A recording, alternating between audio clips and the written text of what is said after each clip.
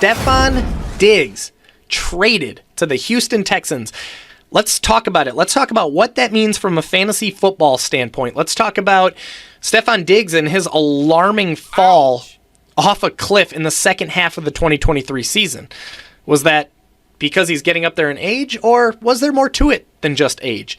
Let's talk about if there's way too many mouths to feed in Houston from a fantasy football standpoint. We got Stefon Diggs, we got Nico Collins, Tank Dell, Dalton Schultz, Joe Mixon. Are there way too many mouths to feed in fantasy football? And what the heck is going to happen in Buffalo? What's going to happen to Josh Allen? Who's going to catch his passes with 14-plus targets per game missing from the Buffalo Bills offense? Let's talk about it.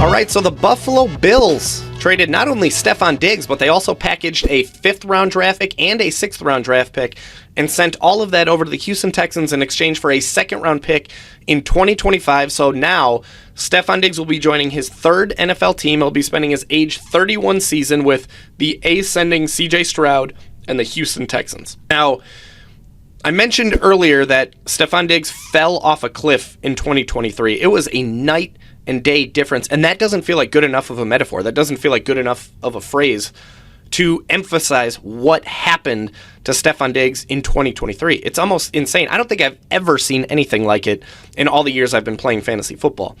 In the first half of the season, Stefon Diggs was the Stefon Diggs that we've all known and loved for the last 4 years that he's been playing with Josh Allen. He was the elite wide receiver 1 in fantasy football. Over the first 9 games last year, Stefon Diggs averaged nearly 22 PPR points per game, nearly 11 targets per game. He scored 7 touchdowns in 9 games, and he scored 16 or more PPR points in 8 of those first 9 games, including 5 different games where he scored over 20 points. Okay, so he scored 20 or more PPR points in more than half of the first 9 games that he played. And then the lights went out over the second half of the season. He fell off of a cliff. That is the best metaphor that I can think of, where he's climbing and he just tanked all the way to the bottom of a mountain. Over the last 10 games of the season last year, Stefon Diggs averaged 9.6 PPR points per game. Okay, so he went from 21.7, which is elite, down to 9.6, which isn't even a wide receiver 4 in fantasy football. He went from 10.8 targets down to 8 targets per game. He scored 7 touchdowns in the first 9 games. He scored 1 touchdown in the last 10 games. And of course, I mentioned to you that he scored 16 or more PPR points in 8 of the first 9 and 20 or more PPR points in 5 of the first 9. Over the last 10, he scored less than 9 PPR points in 7 of the last 10 games, with no games over 20 PPR points. Fell off a cliff. Terrifyingly fell off a cliff. Now, it's easy to say, oh, here it comes. Stefon Diggs is 30. This is the beginning of the end, right? He's 30 years old. And you know what? That's fair. There's some validity to that, right? We see it all the time in fantasy football. Skill position players reach 30, and that's kind of the beginning of the end, unfortunately, for them. And for running backs, it's even worse. They start that decline even sooner. But for wide receivers, they hit that age 30 mark, and that's where we kind of have those red flags of, maybe we should start staying away in fantasy football. That said, it's really important in fantasy football especially to consider every angle, every opportunity, every possibility of what could have happened. And quite frankly, like I said, I have never, ever, in all the years of playing fantasy football, I have never seen that sharp and that instant of a drop, of a decline, right? You see players start to just kind of fade off into retirement over the last several years of their career. I have never once in my life seen a player go from averaging nearly 22 PPR points per game, which is elite wide receiver 1 numbers, to all of a sudden producing less than 10 PPR points per game. To me, that's not age. There's more to it than just age. He didn't just reach week 10 or week 11 and decide, and his body's like, we're done. We can't do anymore. That's not what happened. It can't be what happened. So what else is there?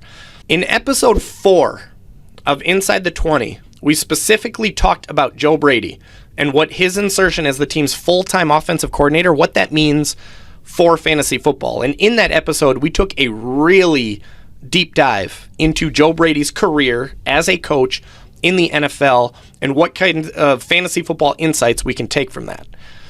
I won't get into all those details there. I already did it once. If you want to check it out, episode 4. But in that episode, we talked about how the entire Buffalo Bills offense saw a entire transformation when Joe Brady took over. Some good, some bad. Josh Allen and James Cook took off under Joe Brady. Things got better for those two guys. But for Stefon Diggs, for Gabe Davis, for Dalton Kincaid, a lot of members of the passing game, things got ugly. Stefon Diggs included. If you want to rewind even further, going back to Joe Brady's days as the offensive coordinator for the Carolina Panthers, in 2020, it was a really strange season where his wide receiver 1 in terms of talent and snaps, and the guy that played the wide receiver 1 role was DJ Moore back in 2020. And that year, he finished as fantasy's wide receiver 25, which is solid, but what's weird about this is he actually finished behind, in fantasy football, both Robbie Anderson and Curtis Samuel. So the wide receiver 1 finished as the wide receiver 3 in fantasy football, in their team, among their team ranks in fantasy football, making it fair to wonder what in the world goes on if you're the wide receiver 1 in a Joe Brady offense. I'm not saying it's all Joe Brady's fault, but I'm also saying it's not, Stefon Diggs is 30, this is the end. There's more to it than just age. There's more to it than just coaching, but there's more to it than just age. It's really important for us to remember that Stefon Diggs is just 1 year removed from the second most catches, the second most yards, the most touchdowns, and the second best fantasy football finish of his 9-year career. 1 year removed. In 2022, Diggs caught 108 balls for over 1,400 yards, 11 touchdowns, and he finished as fantasy's wide receiver 4 in 2022. And then we saw what he did over the first 9 games of the season where he was still an elite top 5 wide receiver. I'm telling you, there's no chance that he's 30 years old, he fell off a cliff, he's done. It doesn't happen that way. It doesn't happen that sharp. Now, it's clear that I expect plenty of juice to be left in the tank. Okay, Stefon Diggs is not washed. He's not done.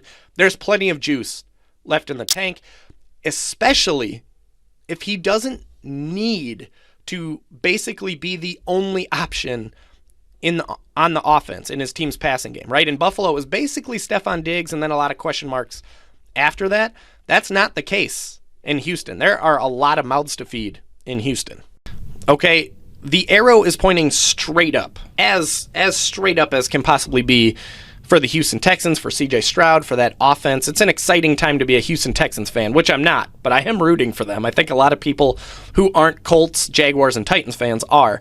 But you know about their success from last year, right? The first year under CJ Stroud, they finished 13th in scoring and 12th in offensive yards. And then specifically in the passing game, where Stefon Diggs butters his bread, they finished 12th in pass attempts, 7th in pass yards, and 12th in passing touchdowns. Nico Collins was a top 12 wide receiver in fantasy football. Dalton Schultz was a top 10 tight end in fantasy football. And then you got Tank Dell, who only played in 11 games but still finished as fantasy's wide receiver 39.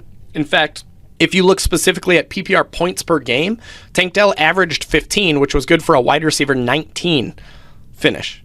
Okay? Plenty of fantasy points to go around in Houston, at least in 2023.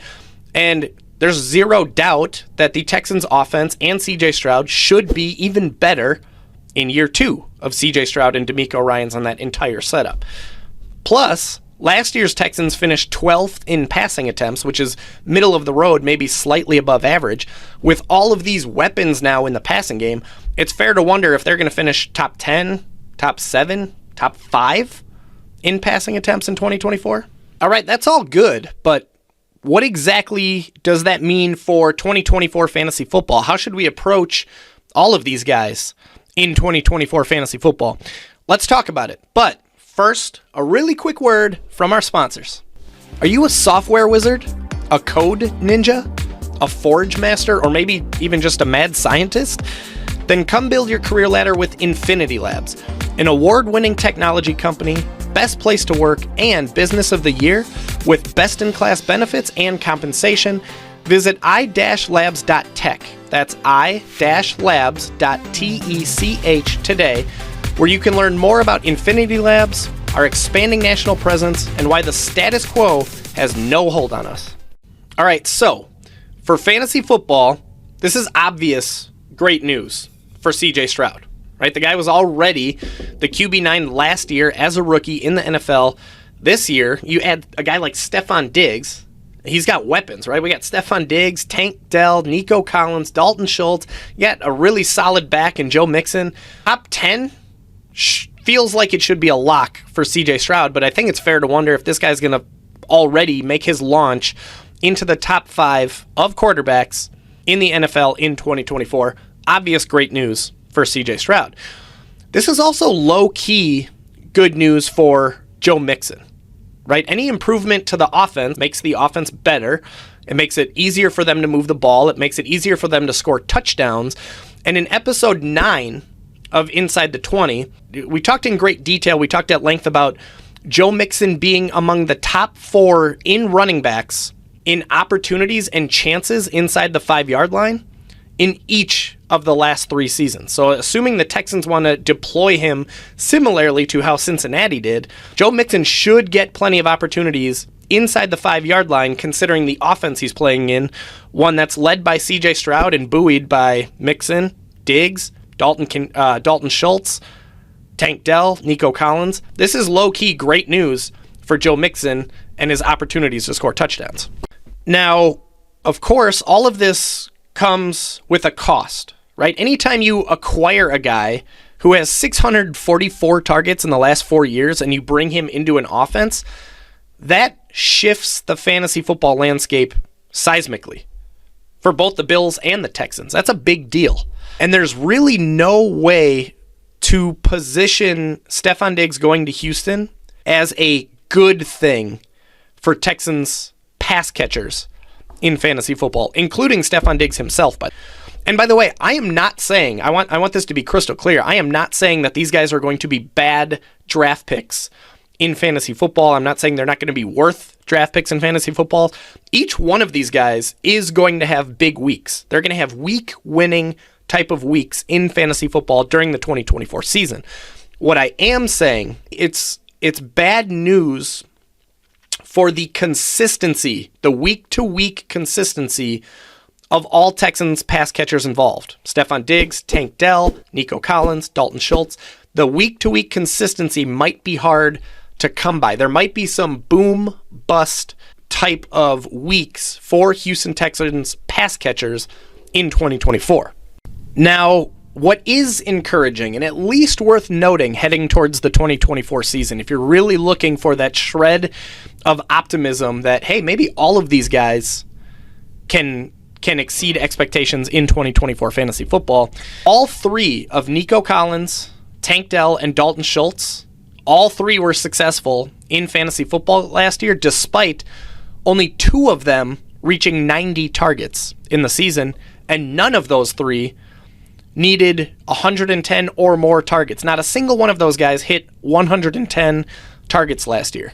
Okay, to put that in perspective, a guy like Stefon Diggs, he has hit 154 or more targets in each of the last 4 seasons, and none of the other 3 Texans pass catchers even hit 110 targets last year. Nico Collins plus Dalton Schultz plus Tank Dell, they accounted, all 3 of them combined, accounted for 48% of the Texans' target share last year, while Robert Woods, Noah Brown, Devin Singletary, John Mechie, Brevin Jordan, Xavier Hutchinson, Dameon Pierce, and 7 other guys, 14 other pass catchers for the Texans, accounted for the other 52% of targets that the Houston Texans put in the air last year. Okay, so the sliver of optimism here is that if the Houston Texans can hyper-focus their offense and hyper-concentrate on their main 4 pass catchers and eliminate some of the other 14 that accounted for 52% of the targets last year, then there's optimism that all 4 of these guys can be successful and exceed expectations in 2024 fantasy football. Still, it's insanely rare for even the best NFL offenses to be able to support elite numbers from 3 different wide receivers and a tight end, not to mention a workhorse running back. Again, I am not saying that these guys are bad draft picks or they're not worthy of fantasy draft picks. I will be targeting the Houston Texans offense in my 2024 fantasy football drafts. The only thing that I'm trying to caution here is that week-to-week consistency might be hard to come by. You might have one week where it's Tank Dell and Stefon Diggs, and then another week where it's Nico Collins and Dalton Schultz, and then another week where it's Tank Dell and Dalton Schultz. That week-to-week consistency might be difficult to come by because the offense could be spread a little bit too thin. That, by the way, because of that consistency or lack of consistency, but the potential for explosion and the potential for those big weeks, those ceiling weeks, that is a big reason that I want as much of this Houston Texans offense as I can get, particularly in best ball leagues. If you're not familiar with best ball leagues, I talked about it right here in episode 10, so you can get the details there. But the idea of best ball is you don't have to predict which weeks a player will blow up or bust. You're automatically awarded the points when they blow up, and they're automatically on your bench when they do bust. Okay, so if you can get the Houston Texans offense, an offense that I'm expecting to struggle to have week-to-week consistency among the wide receivers and the tight ends, if you can get them in best ball, you're maximizing the potential output when you get those explosion weeks while not having to even worry about their bust weeks. Again, if you want more details on how best ball works, it's my favorite format of fantasy football. It's right here, episode 10 of Inside the 20. Now, let's talk about the Buffalo Bills side of this and what that all means for 2024 fantasy football. And of course, we'll start with Josh Allen, right? This is bad news, at least for now. There's no way that it's a good thing to lose your guy that you've given 150 targets every single season to over the last 4 years. There's no way it's a good thing to lose your guy who's caught 445 passes, 5,300 yards, 37 touchdowns in the last 4 years with you. There's no way it's a good thing, okay? Now, what is interesting, though, and again, we talked about this in the episode where we talked about Joe Brady taking over as the offensive coordinator for the Buffalo Bills. What's really weird is that despite Stefon Diggs falling off a cliff and going ice cold over the last 10 games of the season, Josh Allen's numbers actually went in the opposite direction. They went up over the second half of the season last year, going up from 23.4 fantasy points per game in the first 9 to up to 24.9 fantasy points per game over the last 10, even despite Stefon Diggs going ice cold, and Gabe Davis and Dalton Kincaid. So it's not anything to bank on, but it is something to know that Josh Allen can and will be okay without Stefon Diggs. Elite quarterbacks are. Okay, remember when Patrick Mahomes lost Tyreek Hill and his average draft position plummeted into the 5th round of fantasy football drafts, and then the guy just went ahead to win the MVP award and be the fantasy's QB1 during that same season, that first year without Tyreek Hill? Elite quarterbacks are fine. This isn't good news, but Josh Allen is going to be okay. Also, this isn't the end for the Bills, right? They're widely expected to draft one, maybe even more, rookie wide receivers. There's all types of rumors floating around and speculation that maybe they make a trade for T. Higgins or Brandon Ayuk or even somebody like Devontae Adams or DeAndre Hopkins. This isn't the end for the Buffalo Bills. Expect them to make some moves here at wide receiver in the coming weeks, be it trade, free agency, draft. This isn't the end. Still, it's not good news for Josh Allen, but he'll be okay. Now, this is where the fantasy football landscape shifted the most seismically, which most seismically sounds weird, but you get the idea, is the Buffalo Bills pass-catching core. Okay, we talked about Stefon Diggs, 150-plus targets in each of the last 4 years from Josh Allen. Gone. Gabe Davis, gone. We're talking about 14-plus targets per game that need to find new homes in the Buffalo Bills offense. Now, Dalton Kincaid, it is Dalton Kincaid season my friends. Strap him on a rocket ship and launch him to the moon because it's Dalton Kincaid time. Last year's 25th overall pick, okay, he's a first-round tight end from Utah, and not only is he the most talented pass catcher that the Buffalo Bills have on their roster currently, even though he's in his second year, he's also Josh Allen's most familiar pass-catching option. You could make an argument for Khalil Shakir, but Dalton Kincaid made a bigger dent than Khalil Shakir did last year. He's the most familiar target that Josh Allen currently has, and he's the most talented pass catcher that Josh Allen has. And 14 plus targets per game are missing from that Buffalo Bills offense. Dalton Kincaid to the moon. We're talking legitimate top 5 upside in fantasy football, and I do not say that lightly. Speaking of Khalil Shakir, there's no denying that he, at least as of right now, is stepping into a absolutely golden opportunity, right? 14 targets per game, 14 Josh Allen targets per game are missing from the offense, and now he's just walking into a starting wide receiver role, at least for now.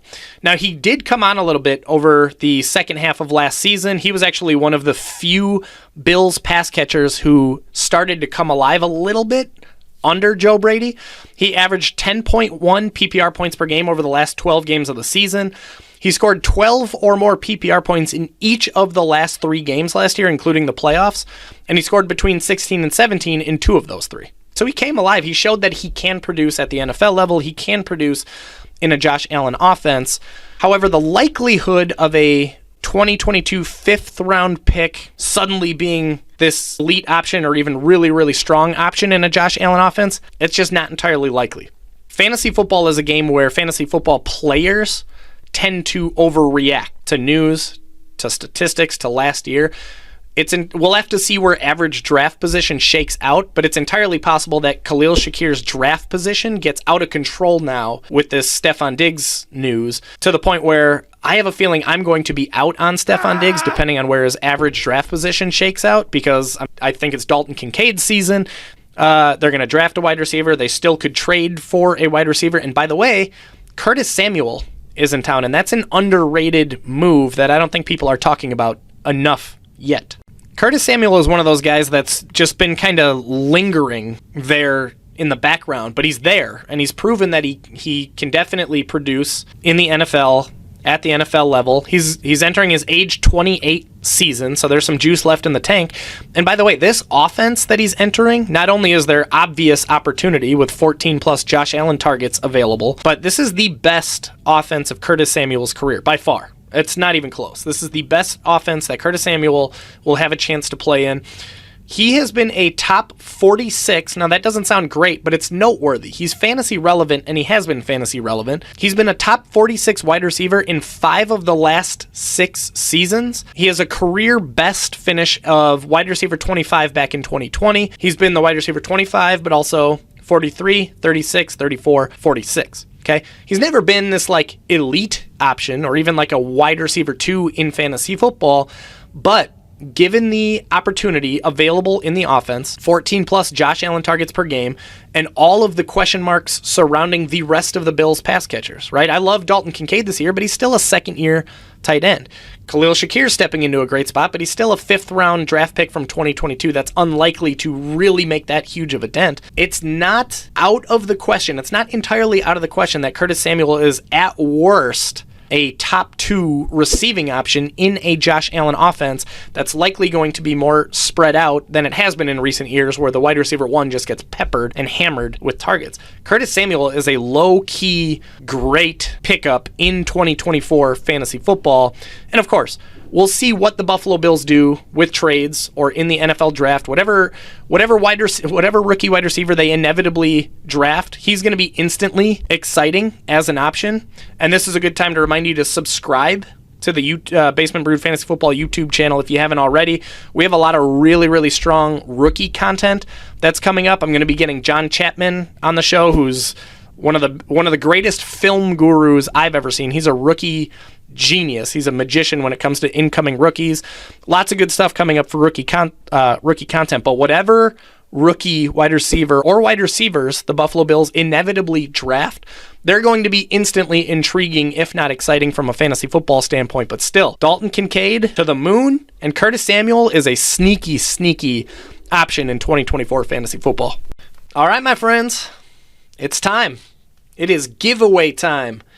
One lucky winner right here, right now, gets this sweet, sweet Music City Miracle jersey that is signed by Kevin Dyson himself. If you're new to the show and you're wondering why the heck I even have this thing or why I'm giving away a Kevin Dyson jersey, last Friday, 1 week ago today, I sat down and I interviewed Kevin Dyson.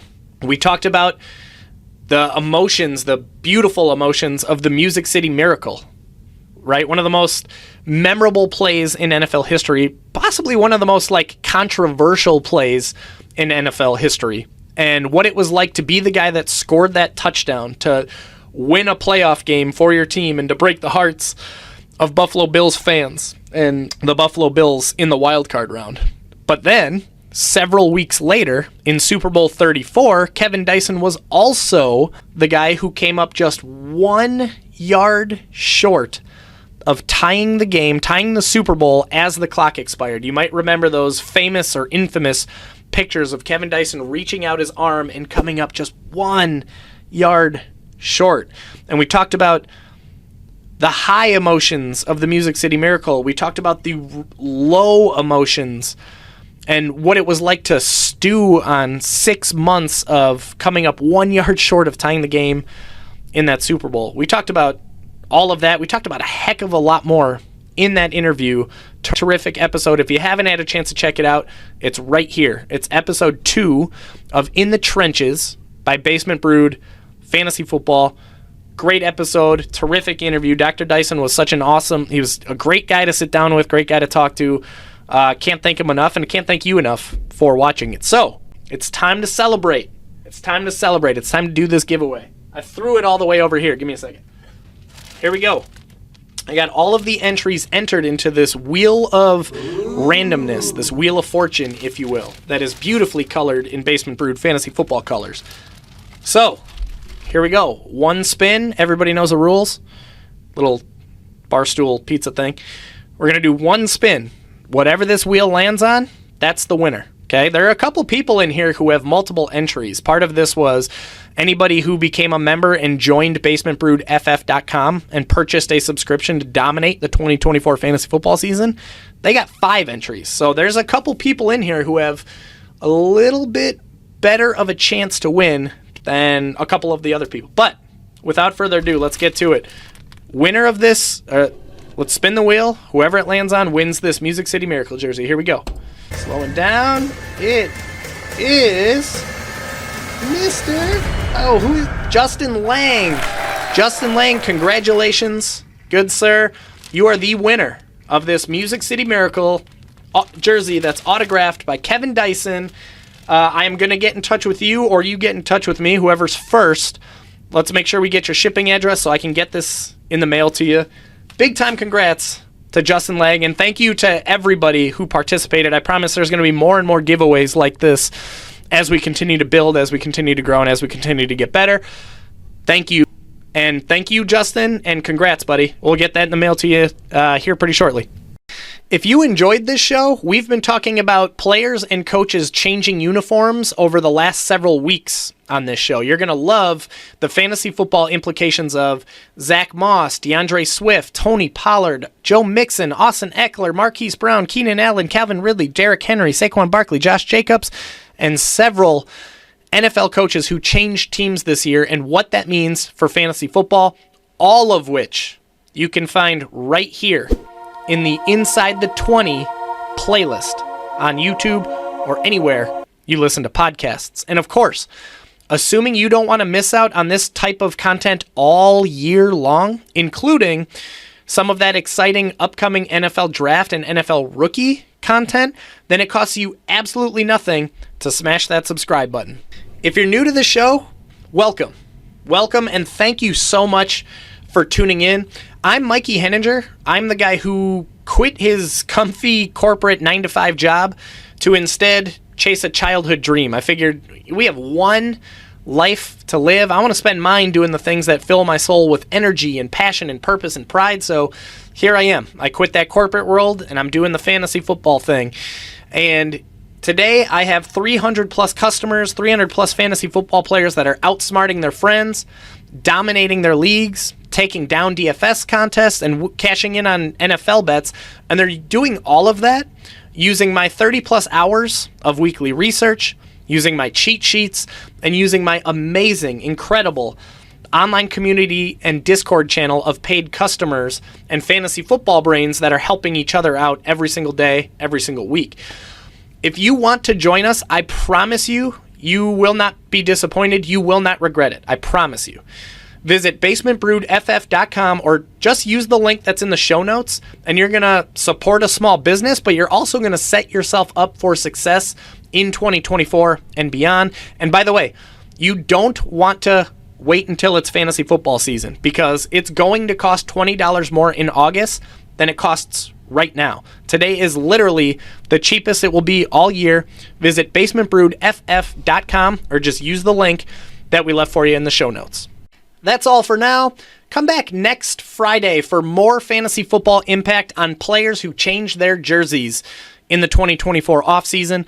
Between now and then, I'll be right here. I'll be in the basement as usual, updating my 2024 fantasy football draft guide, my best ball rankings, my rookie rankings, and all the other cheat sheets that my customers are using to outsmart their friends, dominate their leagues, and win DFS contests and NFL bets. I'll see you on the fantasy football field on Friday. Cheers. This brew's for you.